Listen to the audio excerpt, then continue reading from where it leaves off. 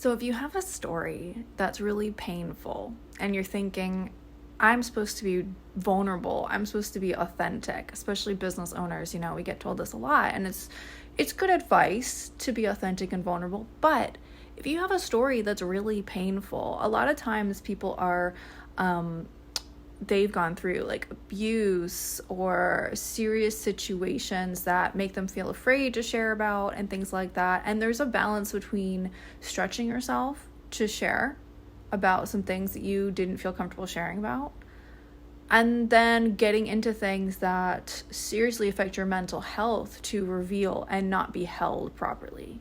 Like if you are to turn a wound, like think of a wound, you scratch your leg, you put a Band-Aid on it. Why do you put a Band-Aid on it? To protect it, to keep it clean, to protect it from unwanted elements.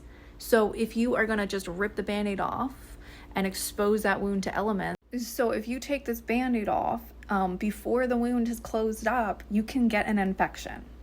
So emotionally, that is what happens when we take a story that is painful and not ready to be exposed, and we decide to show the world because we're trying to be vulnerable and authentic.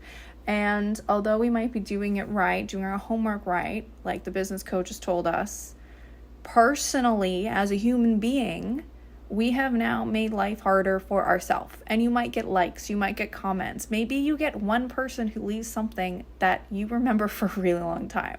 Or maybe you just feel like that was pushing yourself into a contorted shape, that wasn't really what you wanted to do. And that thing is that being authentic is not about doing things you don't want to do.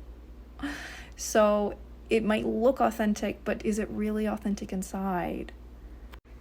I know this because I have been through this process so many times with my own painful things. And as an abuse survivor, it's very easy for me to listen to people and not myself. It's very easy for me to get lost in doing things and sharing things instead of having private time to validate myself.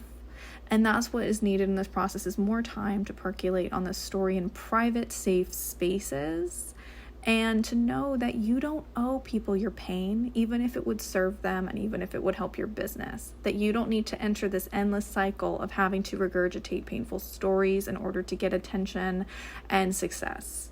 This isn't really a healthy dynamic if you've been through abuse, and you need to be really careful about where the status of your wounds are in your stories. Make sure you take care of yourself first, because you matter and you don't owe anyone anything. And just to be clear, I'm not telling you not to write it down. Write it down. Writing is healing.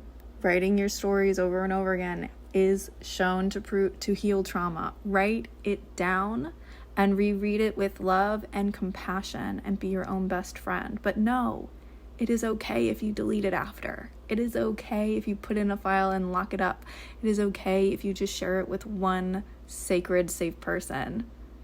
You get to decide what you do with your story, and there's no rule that you have to tell the world every single thing.